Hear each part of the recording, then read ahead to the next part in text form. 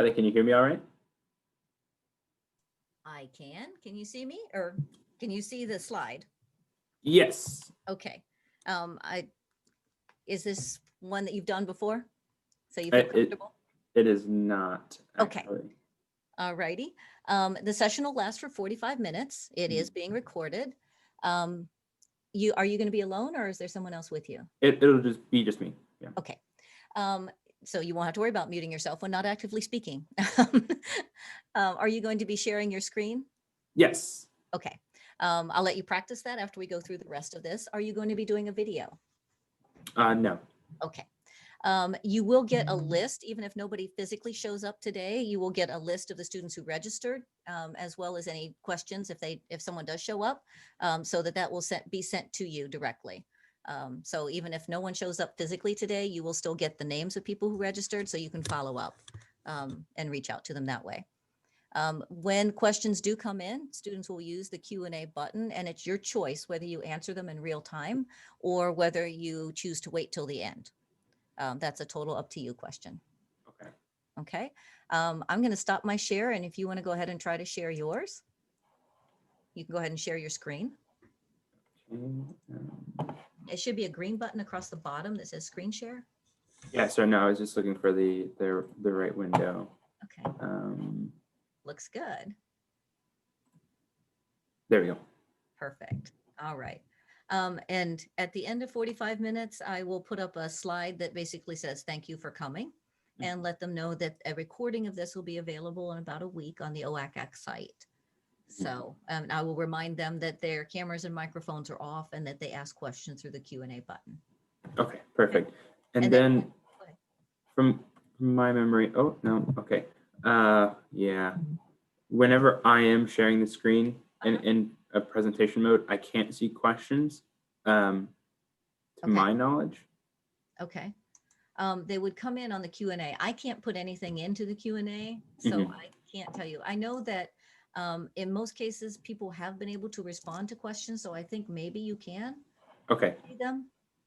You might, what you will see is if somebody does submit a question, when you share your screen, can you see the Q&A bubbles down at the bottom, or does it disappear? Yeah, it's got, okay. It's at the top. All right. Yeah. So well, yeah. Okay. So I'll just have to routinely just check to see if there are any questions. Okay. And I can tell you if anybody else shows up. Right now, it's just the two of us. Okay. It will start at the top of the hour, so we've got 4 or 5 minutes. But I will tell you from a school perspective, there's a lot of students that are worrying about their November 1 applications and things, so they're not necessarily as engaged as they could be this particular week. So, you know, we've had quite a few where it's just the presenter and myself. So, and I will turn off my camera when you get started. Okay.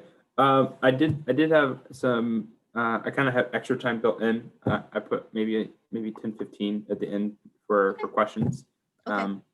So in terms of time, would it be okay if I just, whenever I complete the PowerPoint, just kind of end it there? Yep, you can absolutely do that. I still have to share my thank you slide. But other than that, I mean, you can just tell me when, you know, kind of wrap up with saying, you know, and that's it. Here's my contact information if you'd like to reach out. And yeah, they do like your contact information. Yeah, so if you leave that as one of your last slides, or if you want to create one right now. I'm doing that right now. Okay. Yeah, especially if you want them to follow up on email. That makes a ton of sense. Yeah. Oh.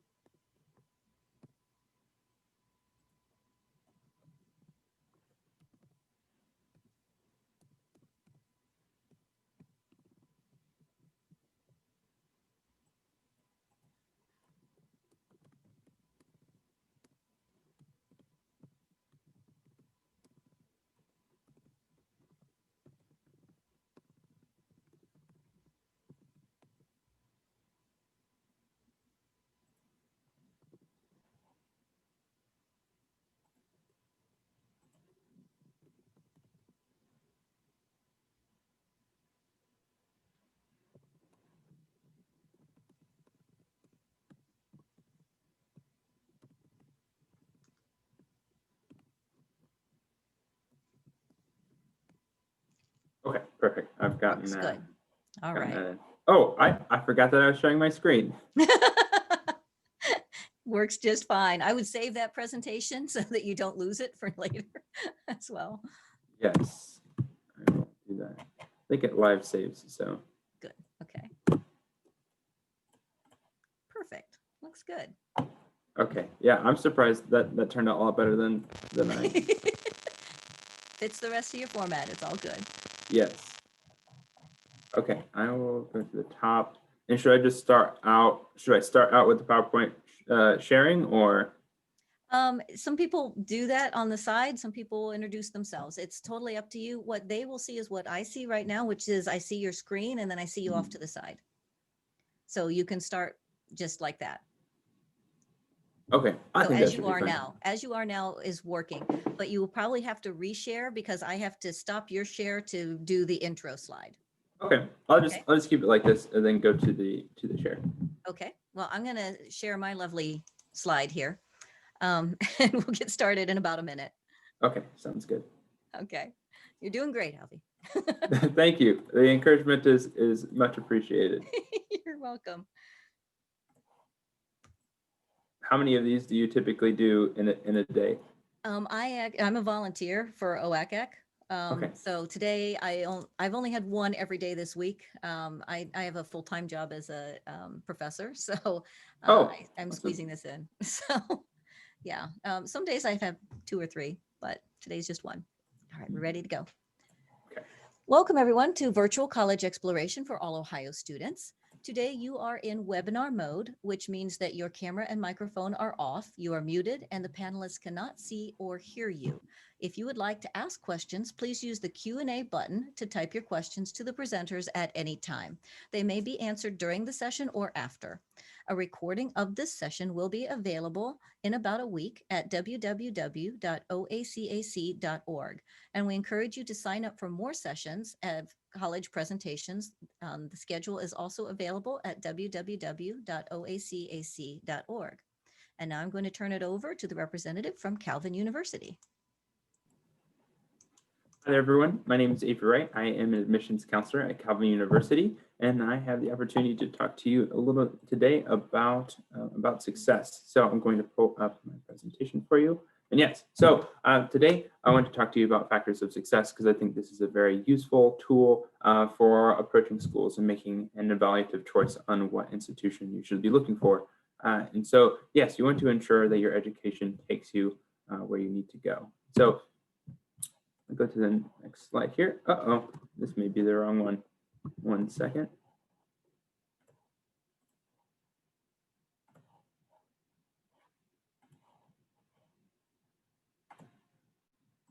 Sorry about that. We'll try again.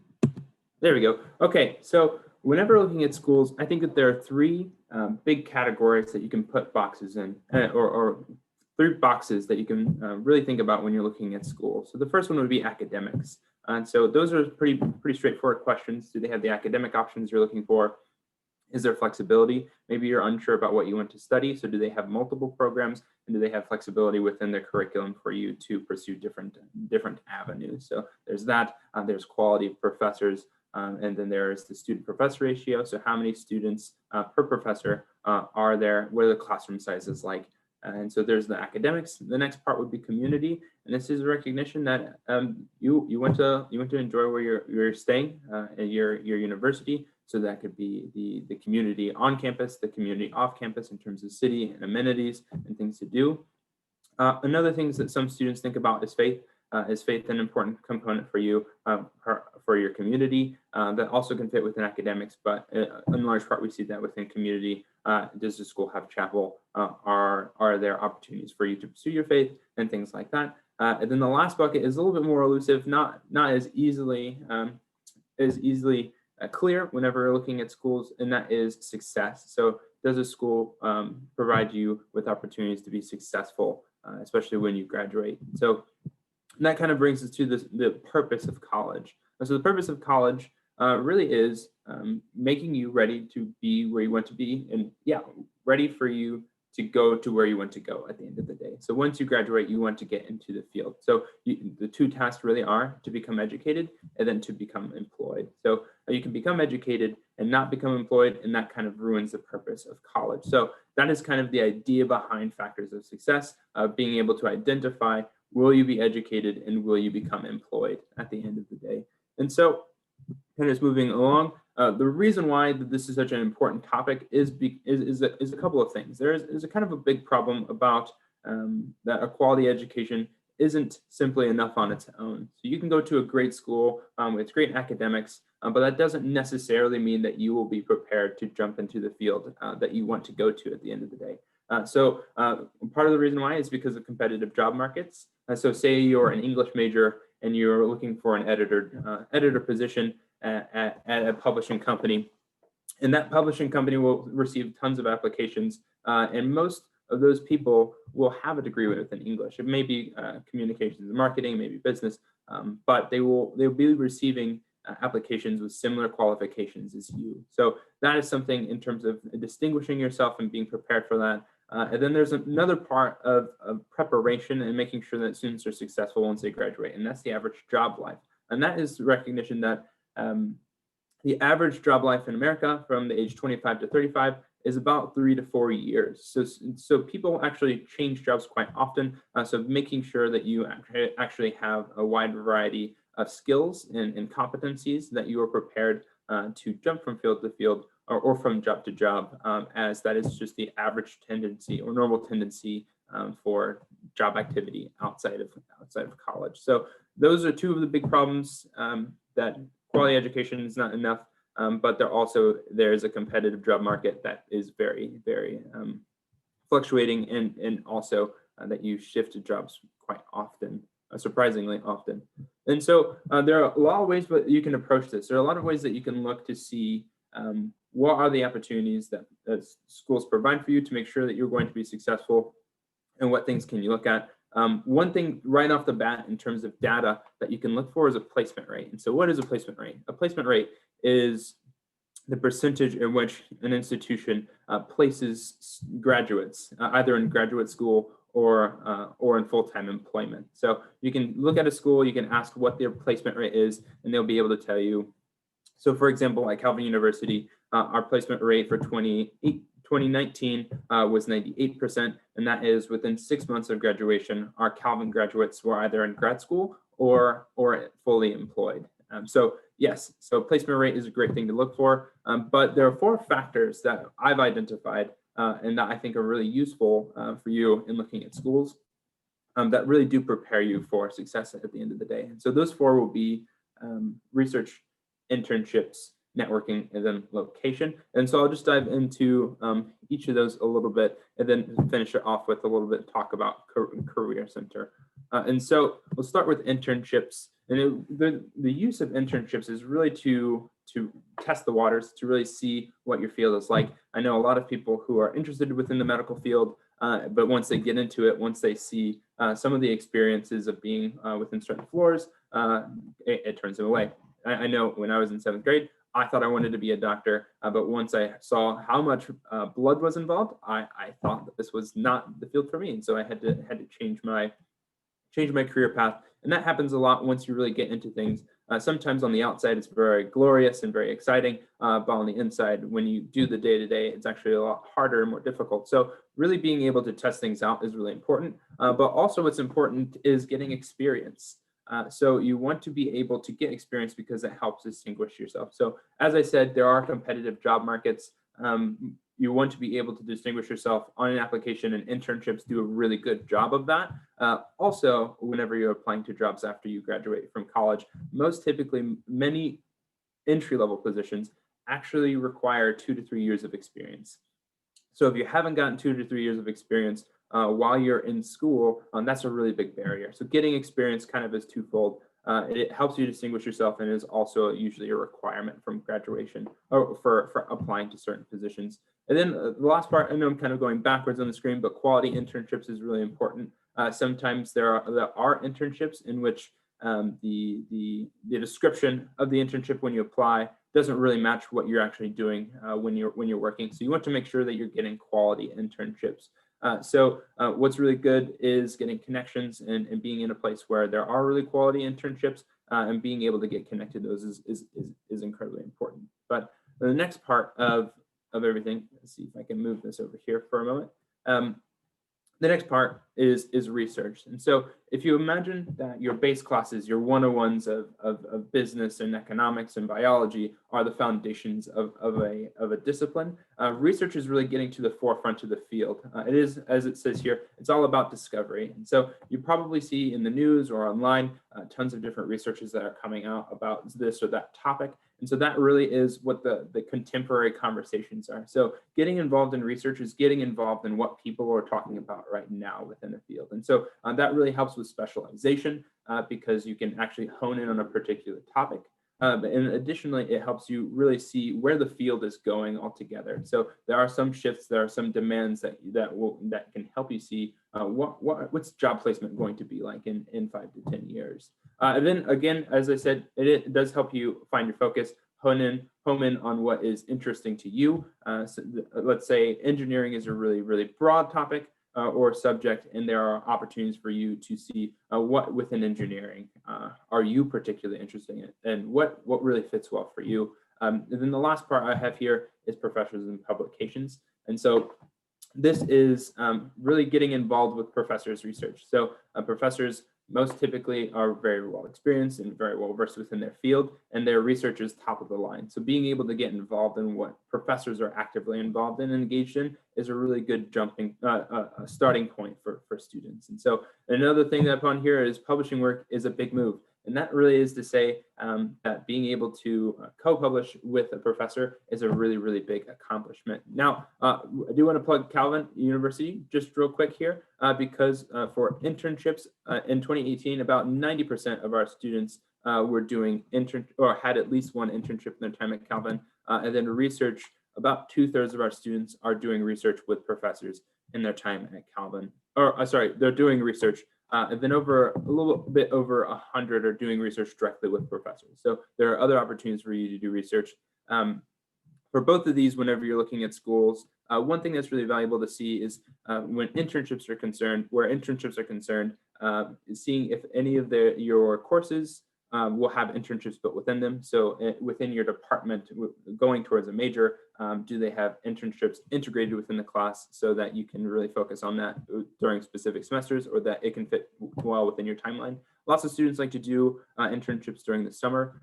For research, same thing.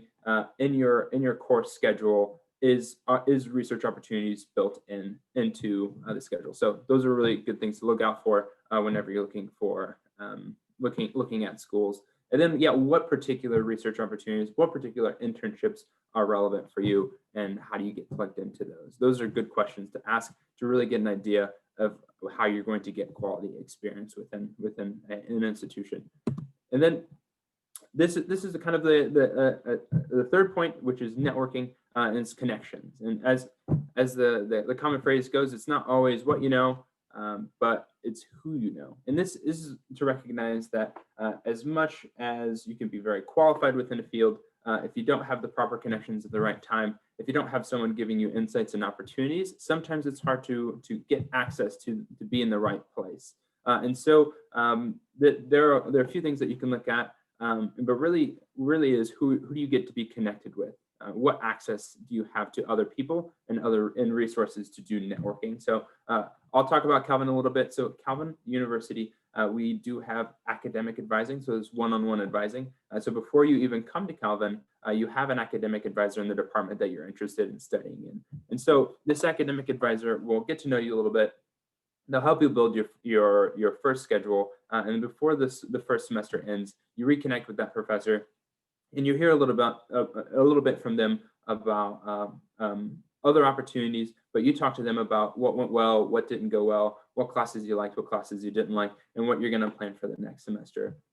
And then in addition to that, you do that every semester, but not just building courses. You talk about internships and research, which, as I mentioned, are very important. You talk about if you want to go abroad. You talk about any other opportunities that would be helpful for you.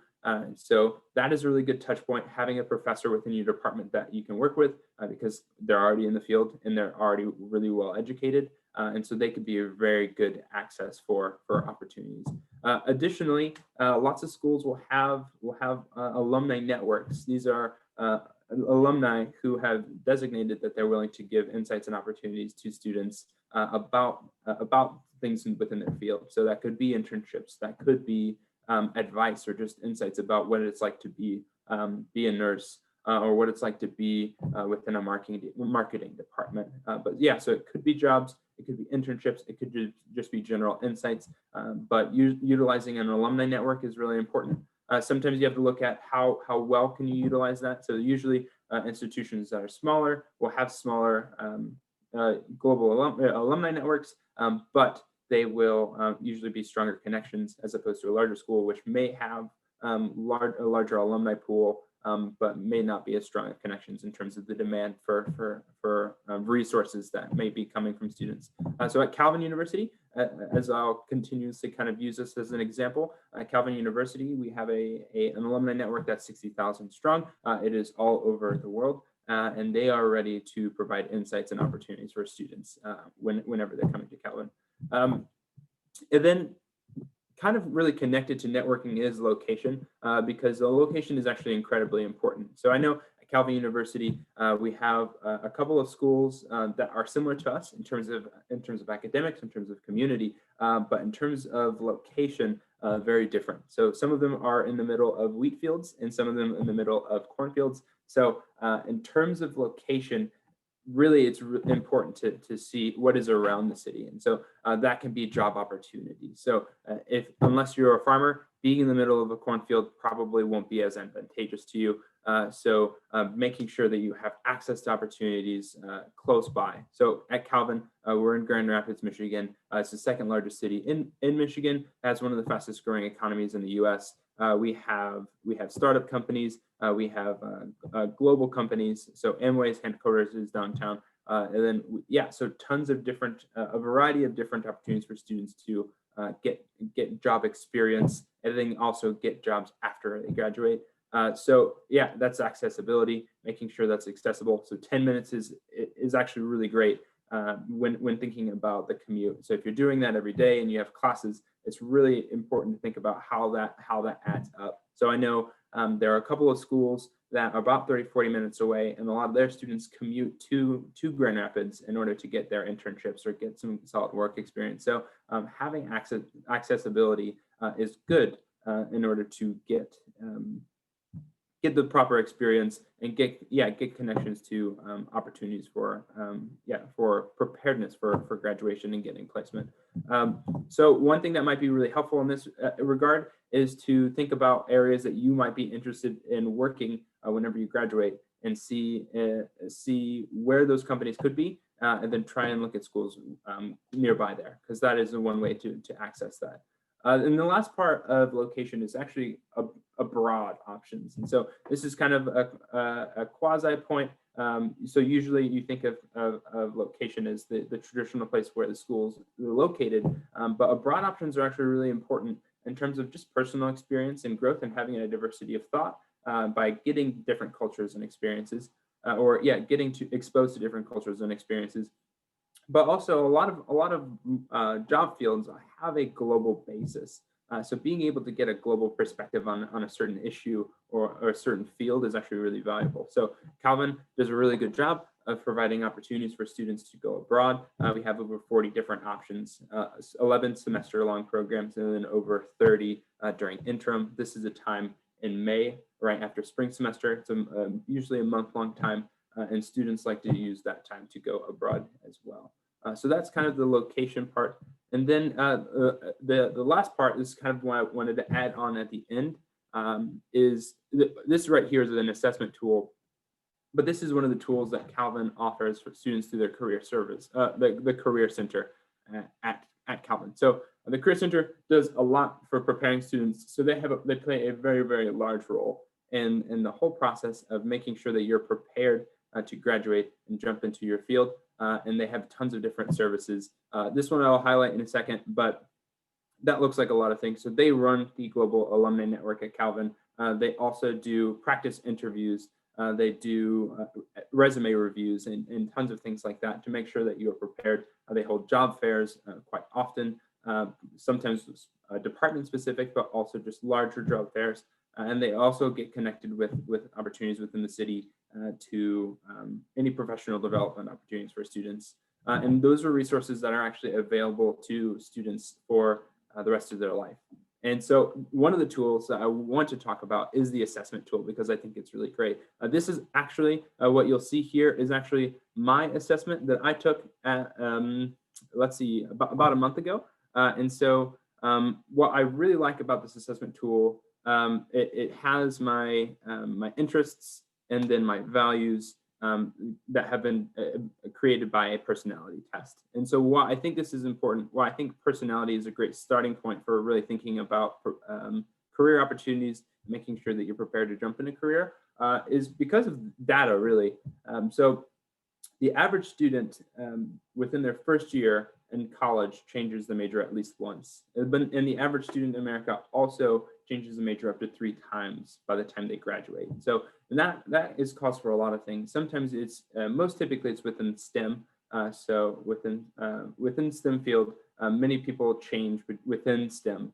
But also it just is a part of going to college, discovering new things, taking new classes, and expanding your interests. And so it's not necessarily a change, but an expansion. And sometimes it looks different for where you end up at the end of the day. But in all that change and all the development and all of kind of the whirlwind of new experiences of college, the one thing that most typically stays the same is personality. And so this is where we start our career journey at Calvin. And so it is being able to understand who you are from an introspective perspective, and then being able to take steps out of that. So as you'll see here, this is my personality assessment. And so you can see we actually break down your interest by 6 categories: realistic, so more of the practical side of things; investigative, artistic, social, enterprising, and conventional. Those are the 6 elements that we find that when looking at the job field, these are the primary functions and that will be complementary for you when looking at certain fields. And then there's also the values assessment, also another six categories that would be achievement, independence, recognition, relationship, and support. And so those are, again, 6 factors that we think are really useful in identifying things in yourself and how to think about who you are and how you would really operate well within a career field. And so there's actually 2 additional ones that you'll see kind of on the bottom. Those would be personality and workplace preferences. And so really what we're doing is trying to identify things about your personality that would be very insightful about what areas you would do well to end up in. And so as you can see, there are reflection questions on the side that can kind of start that conversation for you. But also we provide a lot of events even before you come to Calvin. We have a career exploration event that we hold for juniors and seniors, where they actually get to take these tests, and then they actually get to meet with professors and hear a little bit more about career opportunities and what it's like to study within a certain field. So yeah, we do a lot of work before you even come to Calvin to really get you prepared and start those conversations. But as you're at Calvin, you have access to this, you have access to all these other opportunities to really get an idea of where you want to end up and how to get there. And so all in all, really taking the factors of success, research, internships, networking, and location, having those at your fingertips and having a lot of planning within the Career Center of where you want to end up. That is kind of one of the ways that Calvin really prepares you to jump into your field. And so the question that I present to you is, will your school of choice prepare you? Will it prepare you to have you end up where you want to be at the end of the day? And what is it doing to get you there? And so these are the questions that you should be asking whenever you are approaching schools. And then real quick, I just want to go right back to the front in the 3 buckets, or the 3 boxes here. So academics, community, and success.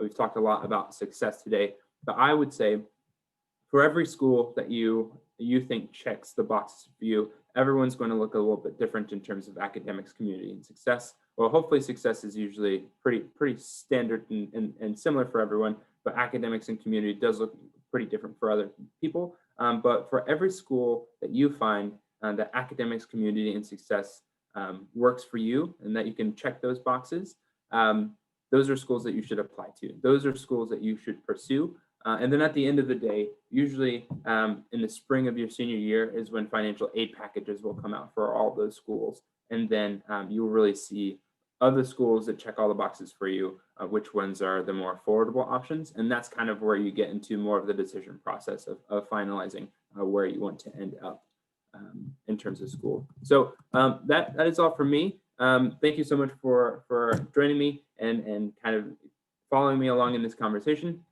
I just put my information here. My name is Avery Wright. Again, I'm an admissions counselor at Calvin University.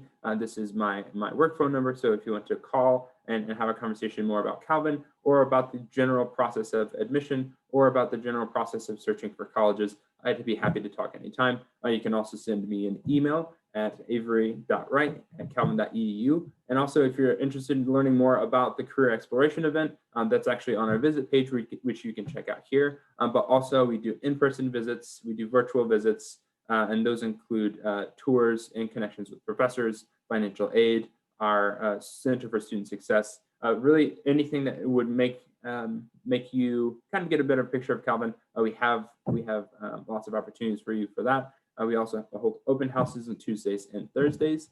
And yeah, I would be happy to see you at any of those events. Thank you all for again, joining and listening to my talk. And that was all from me.